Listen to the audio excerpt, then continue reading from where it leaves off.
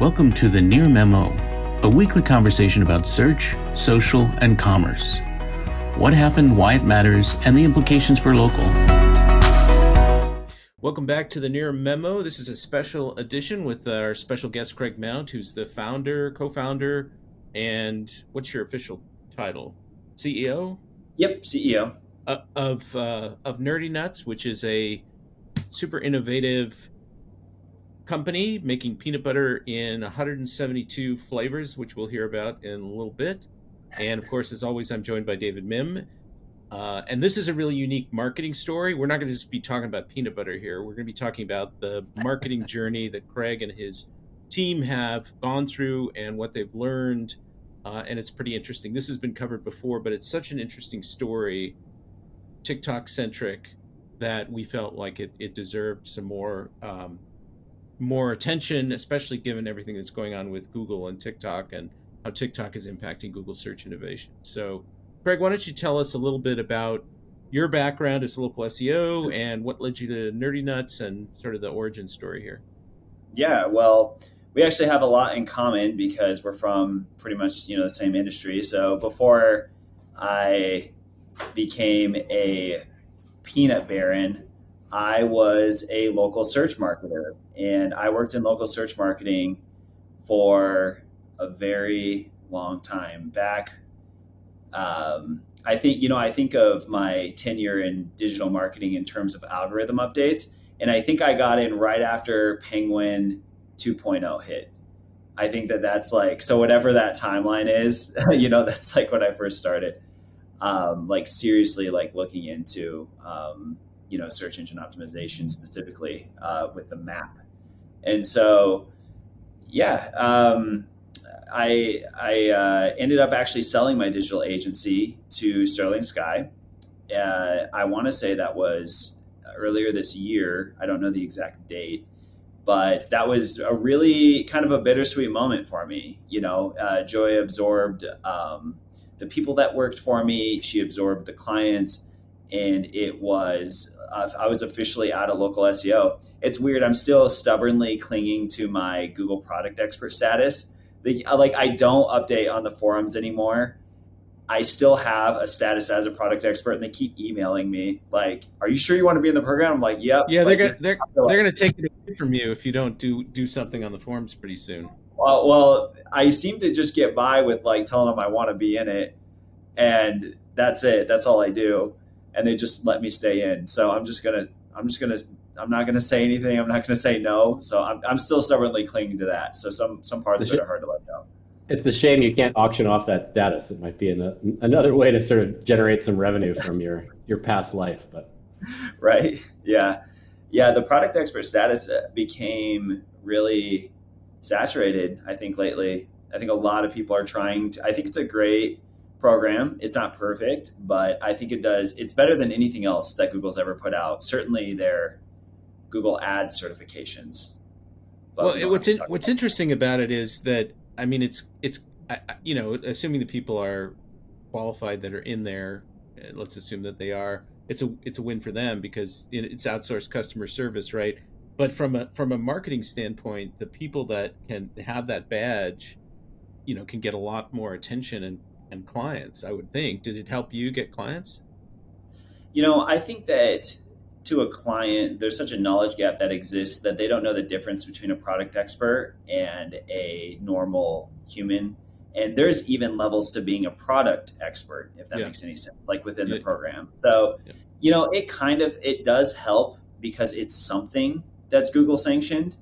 But, a lot of it, I wouldn't say that it's like, I wouldn't say that it's, going to help you from the guy up the street. To the client, they just want help with that's been my experience, and maybe it's probably not selling too many jars of Nerdy Nuts either. So yes. Speaking of which, let's get back to the peanut butter story. There we go. Good segue. Okay. Good segue. Yes. So anyway, so you sold your agency to Joy and Sterling Sky, and then. So, this actually Nerdy Nuts predates the sale. And Nerdy Nuts, I lived in Colorado for about 10 years. And in Colorado, they had a restaurant there called PB and Jellies. and PB and Jelly's made flavored peanut butters there. You could buy white chocolate, you could buy pumpkin spice. It was really good. In the grocery stores in Colorado, the Whole Foods, Sprouts, Trader Joe's, you could actually make your own fresh peanut butter there too, using what's called a PN1 grinder. I ended up moving back to South Dakota because that's where I'm from. I'm a cowboy. We have a lot of great things here, but I have specifically family here. And it made a lot more sense for me to be closer to family because, I had a couple kids. And so we moved back and I ended up buying a PN1 grinder off of eBay. I took it completely apart, cleaned it, put it back together, bought new parts for it because I had missed this fresh peanut butter that we ended up having, in Colorado. So the business that I used to buy from, though, this is where things got interesting. They actually went out of business. And what's really interesting to me is Nerdy Nuts could have been this business that went out of business, you know what I mean? But the guy who had made the flavored peanut butter decided to create a storefront and he decided to create a retail space. And it became very expensive, for him to manage. And he ended up, like I said, not doing well. Our platform, what we ended up deciding to do, like I said, it's just interesting how a business model, the execution is really the only thing that matters, not necessarily the idea. But in moving back to, Rapid City, making our own peanut butter, we got the attention of the local farmers market here, the Black Hills Farmers Market, and they wanted us to come out and sell our peanut butter there. So we did. It was a huge hit there. And we ended up deciding wow, this could be a cool part-time thing because I still had my local marketing agency at the time. And so it became, this thing that we just did every Saturday. It was really fun. It was a fun family thing. We'd all go wake up early in the morning on Saturdays and set up the tent. And then we would be there handing out samples and selling and just talking to people locally. And I the marketer in me would always be asking for feedback. What don't you like? Do you like glass jars? Do you like plastic jars? Do you like this label? Do you like that label? There was a part of that was going on.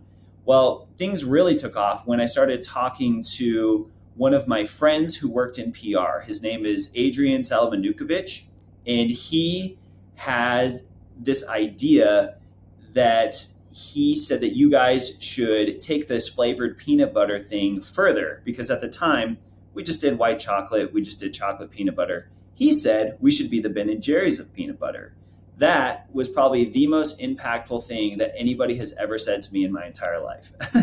And I don't think that needs any explanation. He said that he thought that this was a $20 million idea. He thought there was a market for it. And he was like, let's do this. He's like, let's take a page out of Airbnb's book. In 2016, Airbnb made 2 breakfast cereals for the presidential candidates that were campaigning at the time. There was Obama O's and Captain McCain's. And they did this press run during the 2016 Democratic National Convention, and it ended up getting a lot of media attention, and Airbnb became the company that we know it is today. That was their big marketing splash. We took a smaller version of that. We made 4 peanut butters based off of the presidential campaign, the presidential nominees, or I guess I don't know what their official term would be, but there was Elizabeth Warren, Bernie Sanders, there was Donald Trump, and then there was Joe Biden.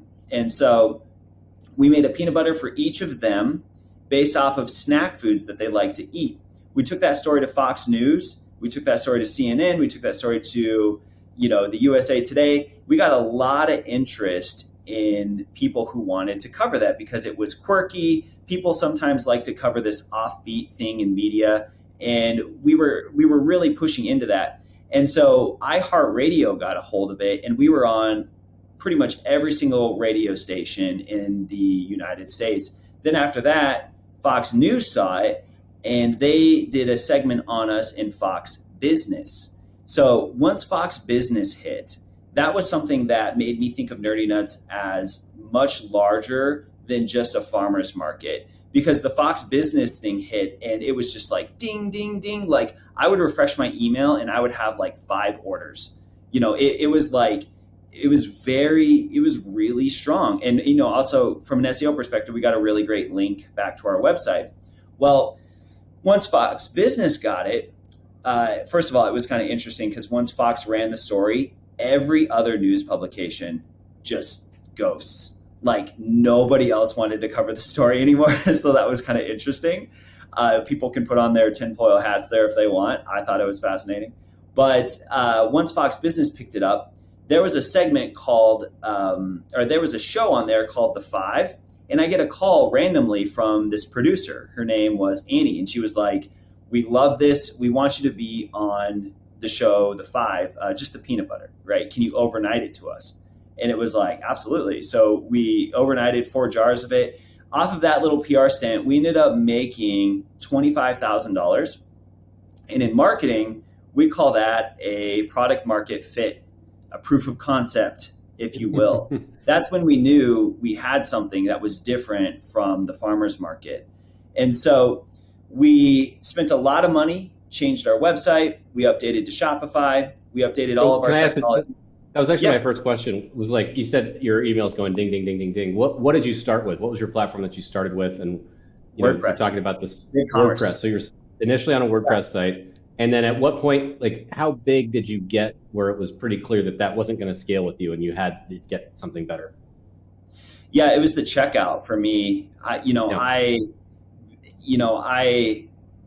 SEO, it's like Rand Fishkin used to talk about T-shaped marketers, right? And like you'd have different proficiencies in different areas. And like, I'm certainly not a web developer, but I know enough about user experience and user interface to know that BigCommerce's checkout we lost a lot of customers there because it was just very clunky. It was very slow.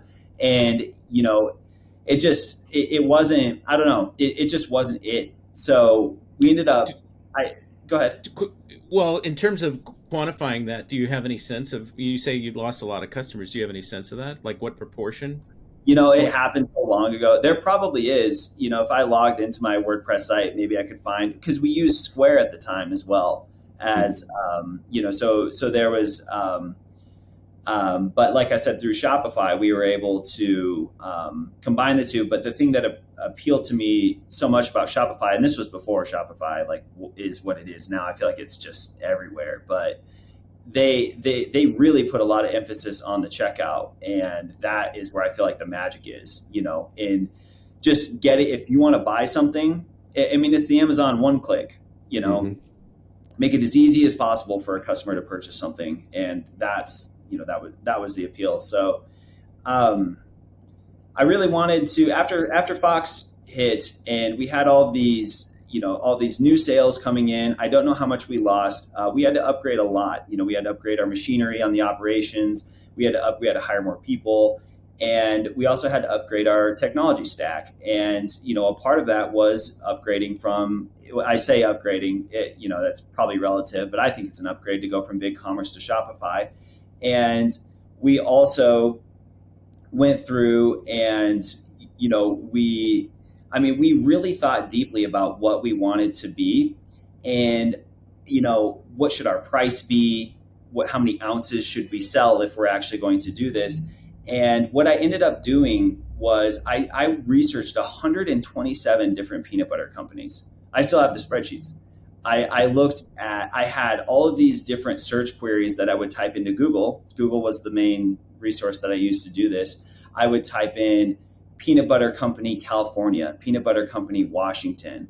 And then I would just type in peanut butter company and let auto suggest fill some things in. And I just made this big list of peanut butter companies. And I went through and I ordered a bunch from ones that I thought had really great marketing. I looked at what they were focusing on, and I looked at what their pricing was. I looked at, their offerings, and the salient thing about what Adrian had said earlier on when he gave me the advice to go Ben & Jerry's, I don't know if he even knew why that was a good idea, because when I researched 127 different companies, you know how many of them were just focused on creating a product that was an indulgence and not a weight loss product or a health product? There was zero. Mm-hmm. There was zero. Like, it was truly a new niche.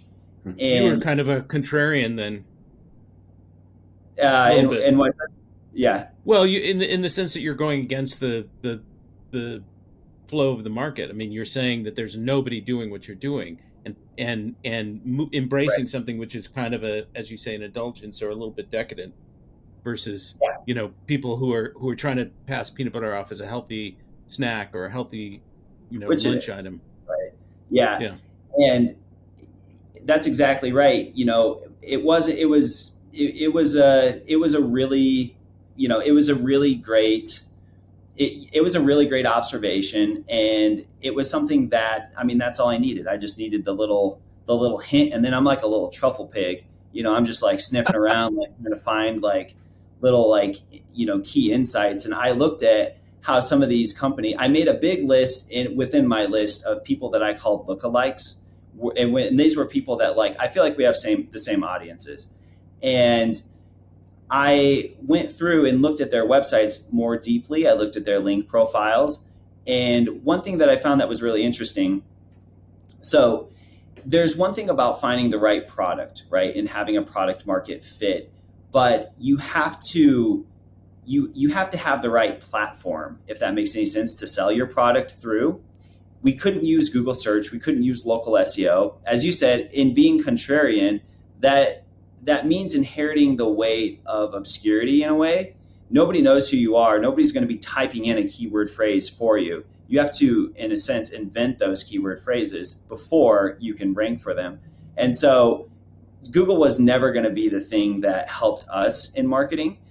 I was looking through how some of the existing peanut butter companies did a lot of marketing, and I used the tool Ahrefs, and I noticed one little truffle that I found was that a lot of the backlink profiles that showed up had link trees in them, link.tree.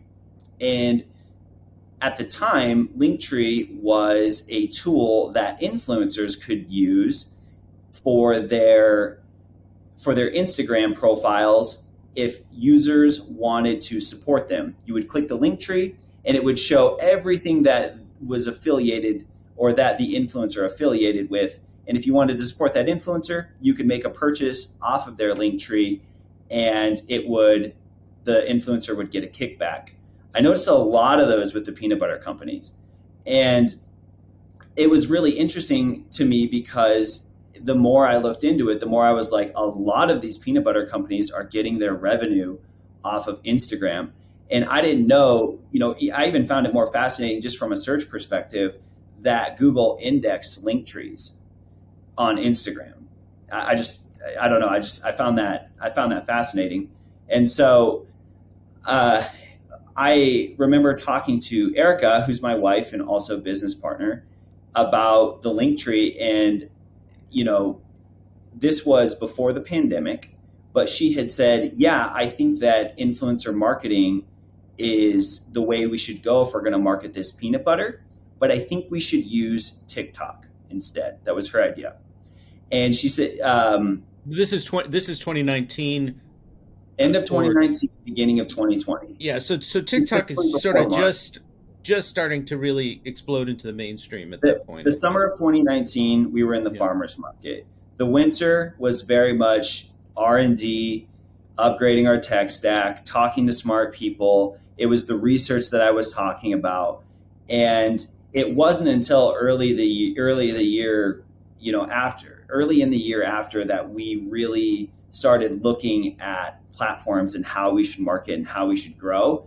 Once we got our Shopify website, I mean, there's a lot of problems that you have to fix when selling $25,000 at the time was incredibly difficult. It's something that, if I told you to make $25,000 worth of peanut butter tomorrow, I mean, you guys and I had at this point in time the same resources. I just maybe had one peanut grinder, and that was it. It was that peanut grinder's name is Eden, by the way. They named it Eden, and it's still operating to this day. So just a fun fact. But sooner or later, it's gonna be like the specific barrels that you age bourbon in or something, right? They're gonna any peanut butter made on Eden is gonna go for 3x the price or something like that. That's great, dude.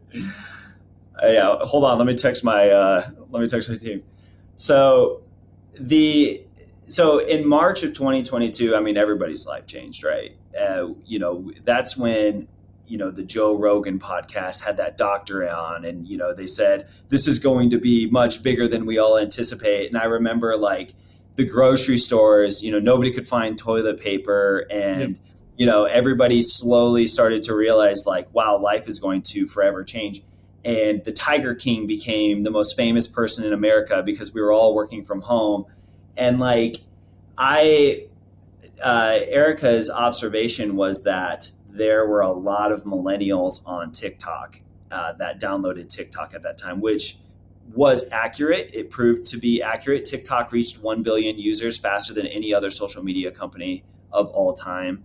And it was specifically because of the pandemic. And everybody, I feel like, thought that TikTok at the time was this Musical.ly, Vine derivative that was used by Gen Z specifically. And I don't think they understood that it was actually like a platform shift in how people would engage with content eventually. Snapchat kind of hinted at it by basically saying, I mean, if Instagram put things photo first, Snapchat was the first company to put things video first, but TikTok was really the company that refined that and said not only video first, but like, 30 to 90 second videos. And TikTok made so many people famous overnight. Charli D'Amelio, Lil Nas X, right? Old Town Road it made so many celebrities overnight, Addison Rae, and anybody in Sway House. But there were also a lot of millennials on there, and that's our primary demographic. So we found the right product, right? And we felt like we found the right platform. So what we ended up doing was we reached out to two popular TikTok influencers at the time. Their names are Allie Grace Morsel and Happy Healthy Haley. And we reached out to just two of them, and we said, hey, we are going to send you 4 flavors that we've made. Could you just give us an honest review of them? And I asked for an honest review. I didn't send them a buzz sheet, saying, hey, use this word, use this lighting. Because I really, being a digital marketer and knowing how important reviews are, I really think that like candor and trust in reviews is also really important. And I feel like people can know when something's fake a little bit, right? And so I just told them, like, if you don't like, I still tell our influencers, if you don't like the peanut butter, say it. I think it just makes the ones that you do like better, because people will show that there's like, people will see like, oh, there's a sense of, there's a critic here, and I trust that in a way. So, hey, Greg, you've made this comment on the last couple of podcasts about, potentially one of the reasons that TikTok is more popular as a search engine is that it has this sort of baked in authenticity behind it that a standard Google result might not if you're just going on there for like flavored peanut butter. So, go ahead, Craig. No, Craig, you're the guest. I wrote a piece today in the newsletter also about reviews and the kind of abandonment of reviews by some people. There's 2 things: authenticity, and people have their own bullshit detector, so they trust themselves, right, as opposed to trying to determine whether the review is authentic.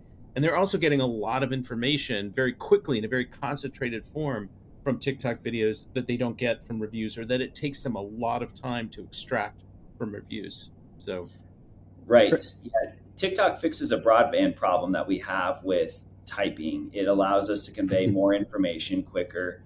And, on TikTok, there are different metrics that are really, when I'm looking for influencers, for example, I'm looking at how many followers they have and their viewer to followership ratio. So if you have 100,000 followers and you're getting viewed 200,000 times, that tells me you're doing something right.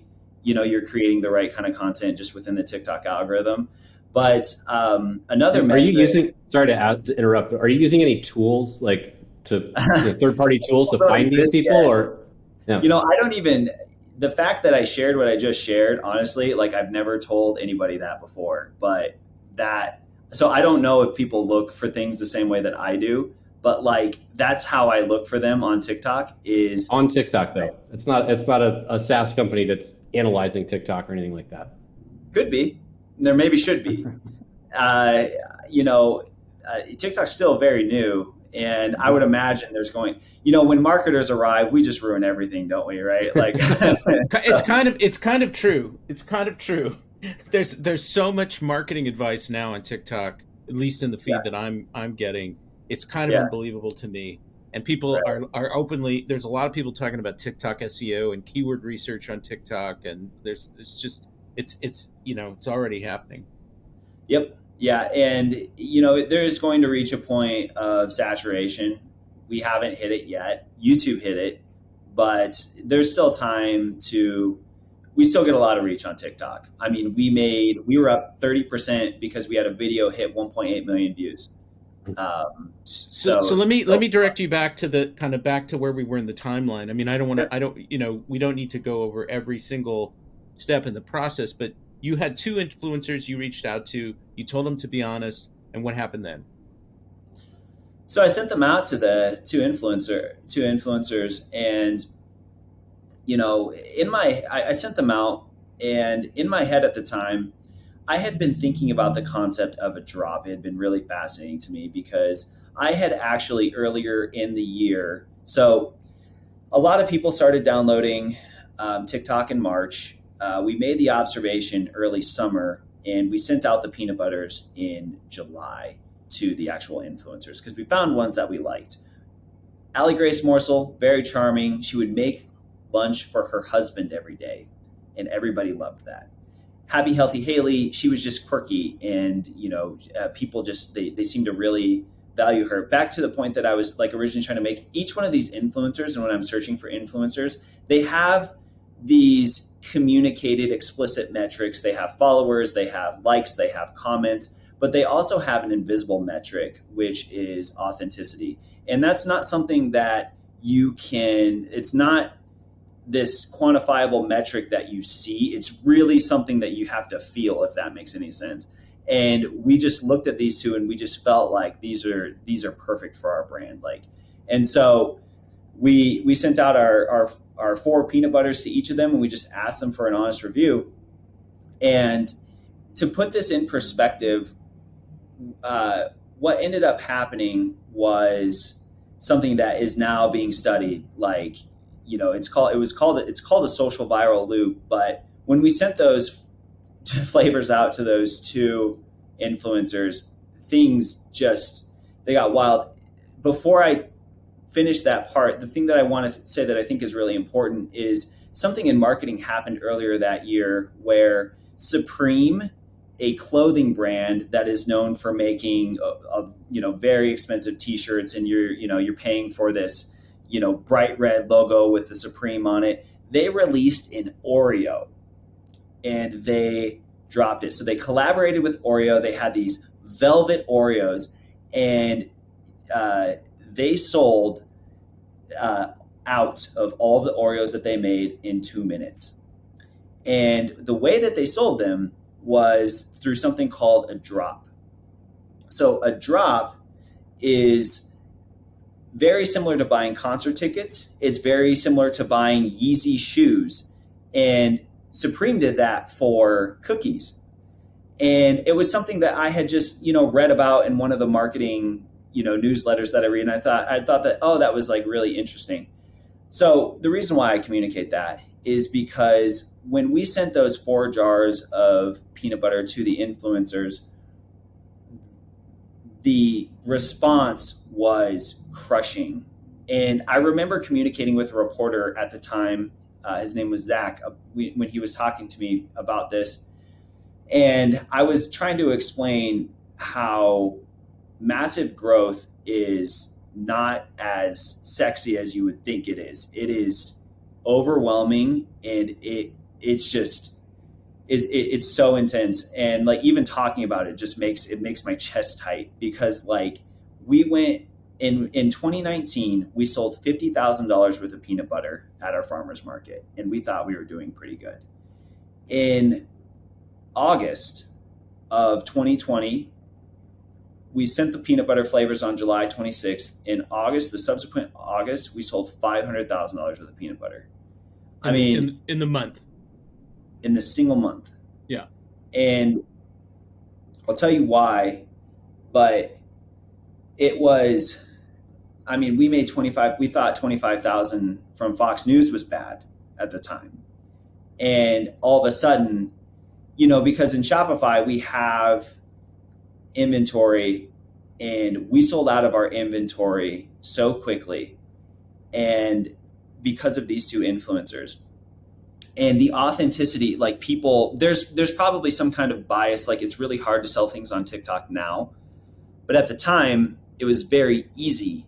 And there was such high authenticity on the platform that just, people started buying the peanut butter. And because of the, upgrades we made to the tech stack, I think it made things a lot easier for people. And we ended up selling out of everything. That's when the emails came. That's when the Facebook messages came, the Instagram messages. They found our phone number. We sold at a local grocery store. And I remember it's called Timmons. And the owner of Timmons calls me and he's like, what is going on? I'm getting calls from people from all over the United States, and they're asking me if they can purchase the cinnamon roll peanut butter that we have on our store shelves. They're asking us if we can ship. What's going on? And we just had to explain that, like, I don't know, like there's some very fervent people who want this product. The overwhelming, like, we had the right product, right? We found the right platform, and we ended up selling a lot of peanut butter. And so when we sold out, we made this decision to start.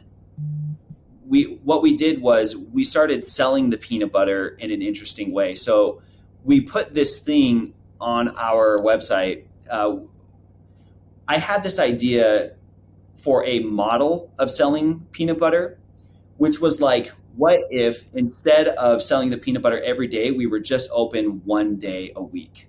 And so we put this giant countdown on our website once we sold completely out.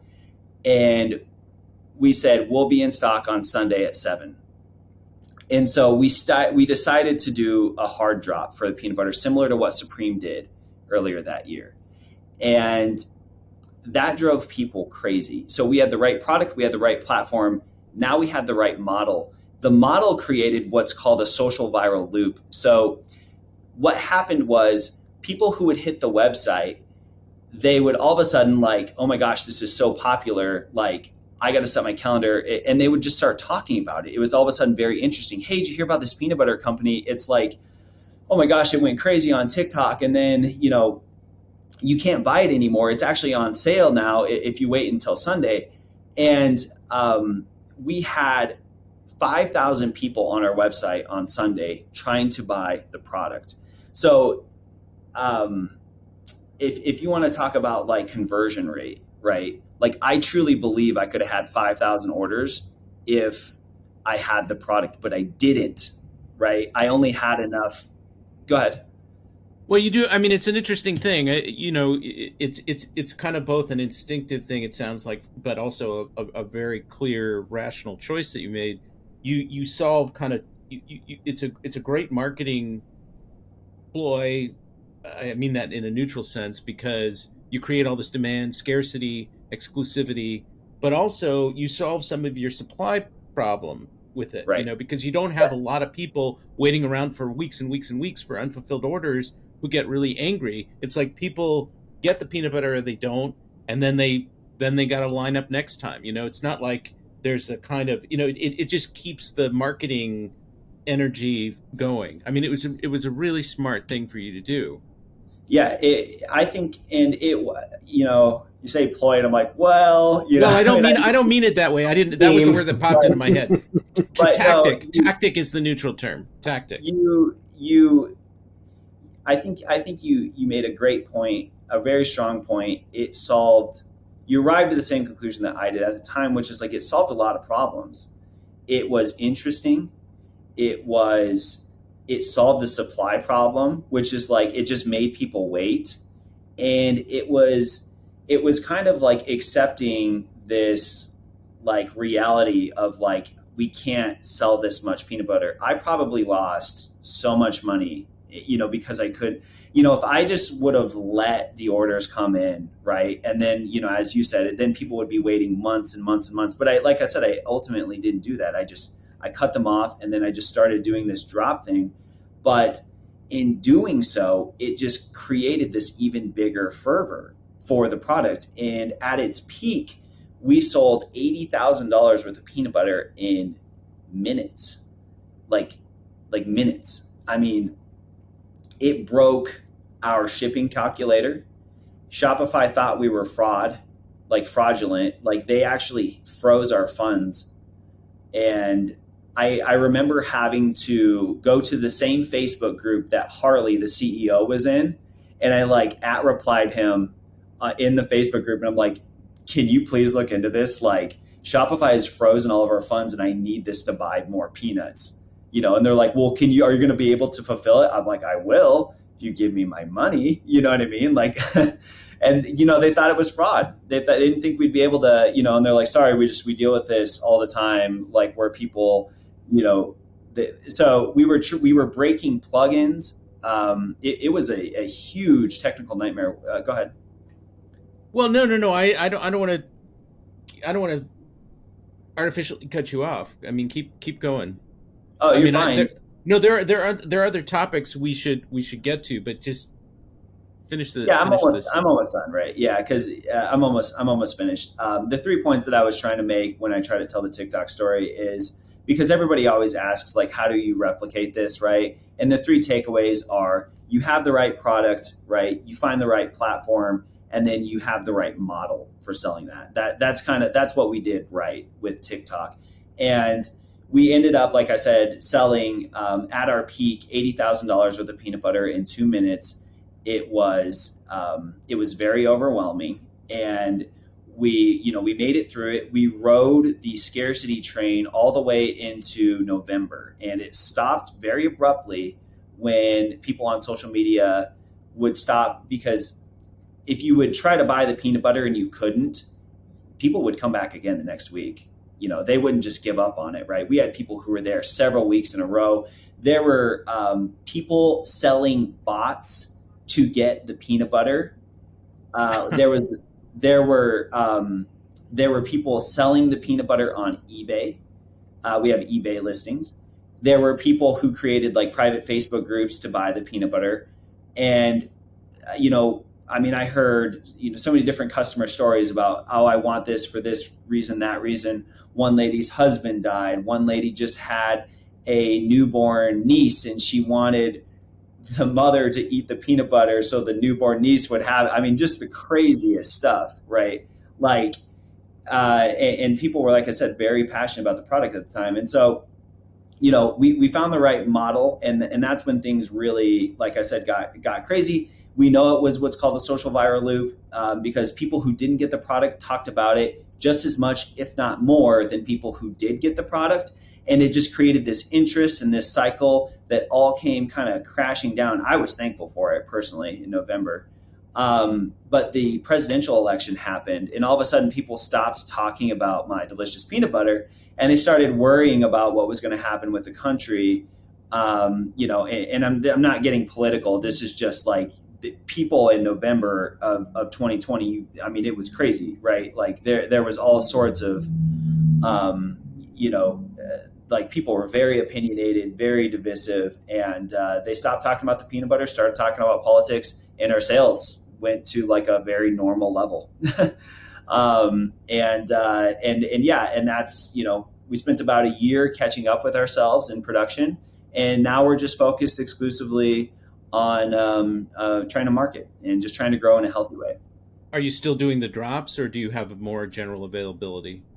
So we do what's called a soft drop. So I coined this, I don't know if it exists, but we had a hard drop where the store was not open. It was open for 2 minutes a week on a Sunday. And eventually we got to a point where we started out making the demand, which is an amazing place to be. It was like a breath of fresh air almost, And I switched to a soft drop. So we were always open, but specific flavors you could only buy on a Sunday. So it's this hybrid of the two, because a hard drop is actually a really terrible customer experience. You have a lot of really unhappy people. And so it's cool, but I don't think it's sustainable.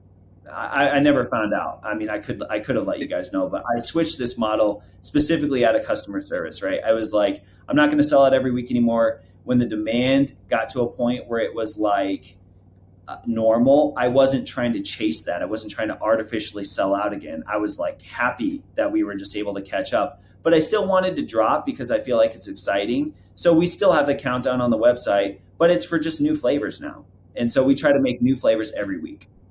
That seems really smart to me. I think that the fit between the novelty of the product was really new, and the scarcity, made a lot of sense. But I don't think it would have made sense for you to sustain that over time. But introducing new flavors that way seems really smart, because it adds some of the excitement and anticipation. But at the same time, people can get other flavors if they want to get the peanut butter, and they're shut out of the new flavor. Well, Yeezy and Adidas still drop, and to my knowledge, it's still pretty successful. And the same thing with, Yeezy and Gap, they had their shirts, and, I think it's still popular. But you're right. I don't know if it would have been sustainable per se. But like I said, I mean, I'm very happy with where we're at. Absolutely. So, David, I can ask a bunch of questions, but go ahead if you have something. Why don't you ask a couple? I just note that it's like we've blown through our typical. Yeah, we've gone way over, but this is an interesting story. It's great. Interesting story. Awesome. So you've now got your own TikTok channel, your own followers, and you use a combination of influencers and your own content on TikTok. Is that right? Yeah. So there's a point in time where you have everybody's attention. You're this darling almost amongst marketers. And then all of a sudden, everybody stops kind of paying attention to you because you're not growing. You don't have 100 times ROAS, and you're very much just a normal company now who makes 15%. There's this kind of man, you kind of miss that a little bit, and you're kind of oh, we got to do something crazy, and we got to be special, and we got to, let's send it out to 100 influencers this time, right? But instead, what we ended up doing was we ended up just focusing on customer experience, boring things like making better boxes and trying to get shipping lower, and trying to get people product fast that was safe and also really taste really good, right? And we try to build a sustainable model. So in the process, we noticed that influencers started charging exorbitant amounts of money. For example, I paid influencers as much as $35,000 for a 3-panel Instagram story, and I've made my money back plus off of that, right? And influencer marketing all of a sudden became extremely expensive. So the meta now for me is, we focus less on we do have influencers and we do pay them, and we do have that portion of the business. But the other side of it is we've also become a media company, and we put out our own content now, and we're trying to build our own audience, and we're trying to be interesting, and it's working because like I said, we had a video that just hit 1.8 million views that was free for us, that caused us to be up 30% for the month. And so just things like that I think make a lot of sense right now in 2022, owning your audience. What are your social channels right now? Where are you present? So the company is present on TikTok and Instagram almost exclusively. We do have a private Facebook group.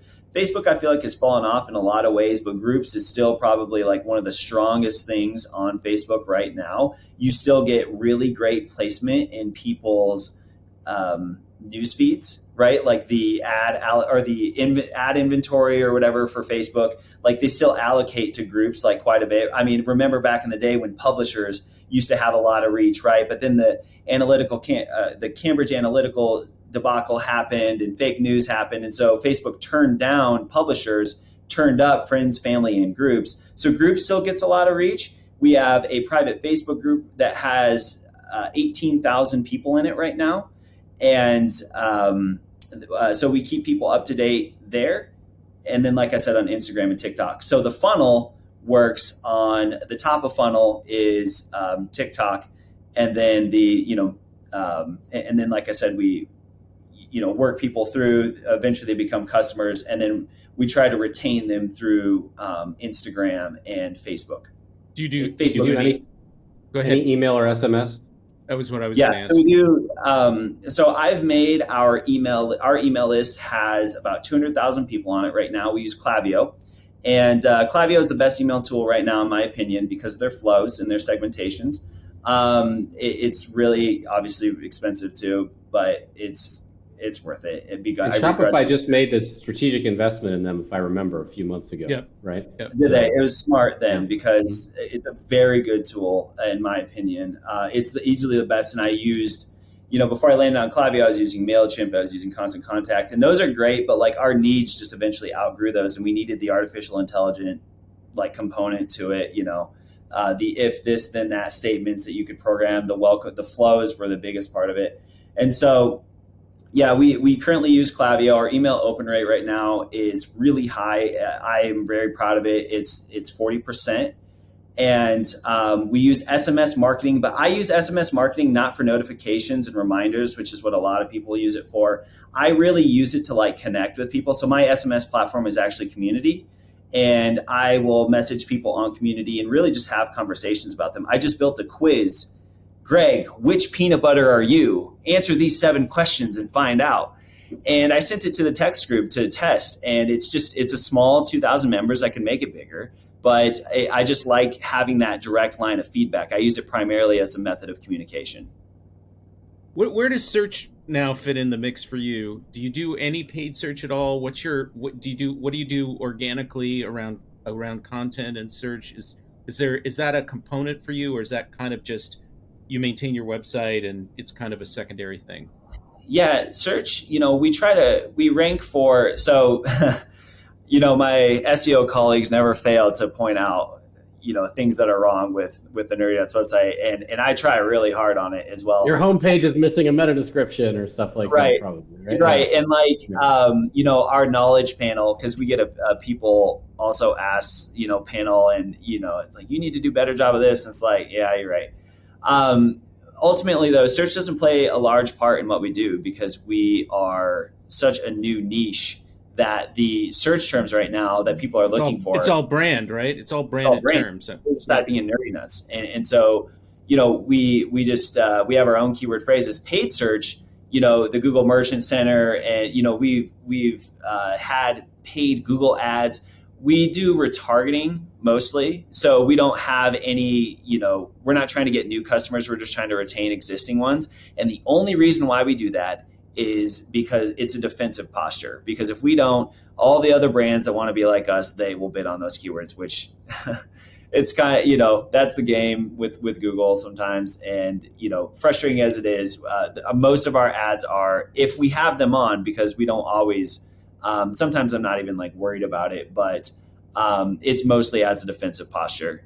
And that's specifically because the best way to get customers right now, the cheapest way to get customers right now is to make content, but not for Google, not for blogs, not for keyword phrases, but for TikTok. And it's not even for TikTok SEO or TikTok keyword phrases because, it's just strictly trying to make engaging content that will show up on somebody's For You page. And then they'll engage with that.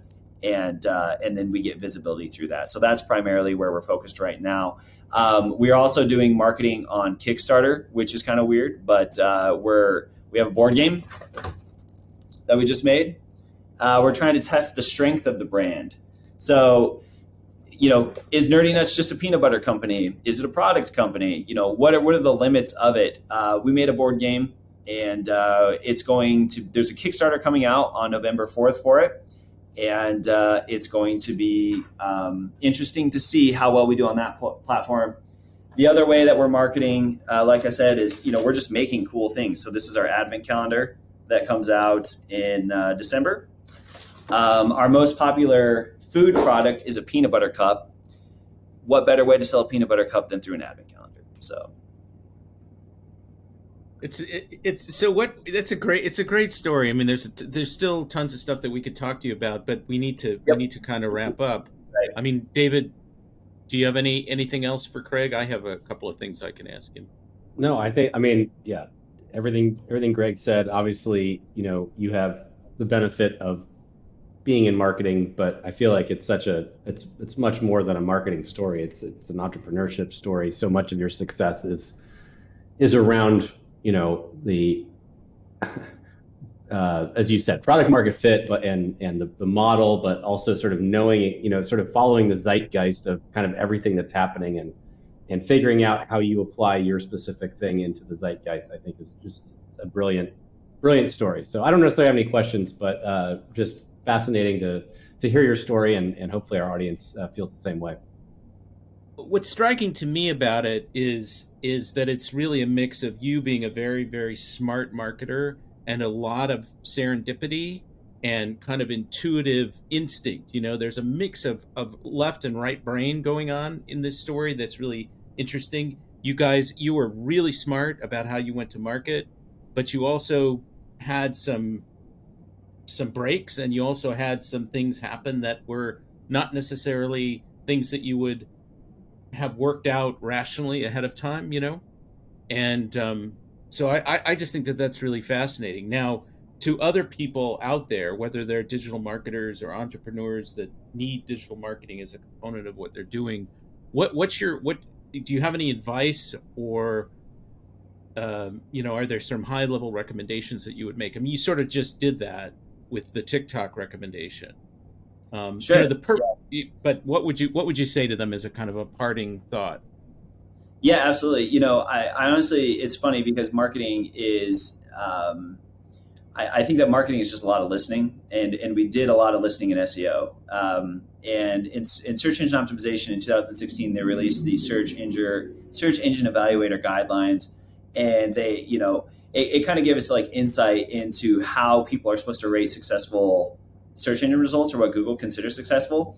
And marketing is really just a lot of like listening to people. I mean, even these algorithms, like they're tailored just to get people to stay within the platform. So they do all sorts of behavioral monitoring. And I think that what we ended up doing, like I said, was we were just listening to customers where they were at the time. So any advice I'd have for current people, it's just to survey your customers, just call them, just ask them, like, how did they find it? It's just all these basic things, right? Things that were moving very quickly for like a period of time, but I think there is no better marketing tip than just like sitting down and talking to your customer for like an hour and just figuring out what challenges they have, and, do that maybe 10 times. And it, you will come to the same conclusions that we did at the time. All right. You're right. Great advice. I mean, it seems simple and commonsensical, but a lot of people don't do it. So it's really important. So thanks very much, Craig, for being with us. We're going to have more special guests in the next few episodes. That was a great story, really, really valuable information in there. So thank you for making the time. Perfect. Thank you for having me. Thanks for joining David, Mike, and Greg. To stay on top of the latest developments in local, subscribe to our newsletter at nearmedia.co. We'll see you next week.